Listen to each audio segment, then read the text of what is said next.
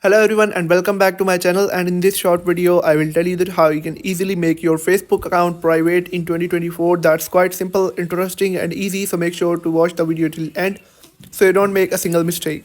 I am on my iPhone. You can follow the exact same steps if you are on an Android or a computer as well. So first of all, open up the Facebook application.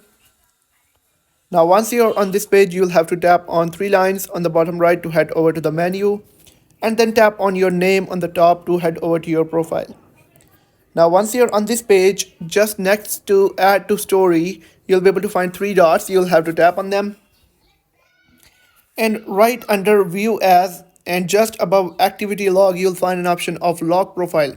Basically, by this option you'll be able to lock your profile, and anyone who is not your friend or followers will not be able to see your profile and the photos that you have posted on your Facebook. So tap on lock profile and then tap on lock profile on the bottom and tap on OK, and it says you have locked your profile. Only your friends can see your posts, photos, stories and your profile. So I hope you have found the video helpful. If you have found the video helpful, make sure to like the video and hit that subscribe button. And if you have any questions about the video, let me know in the comment section. Thank you.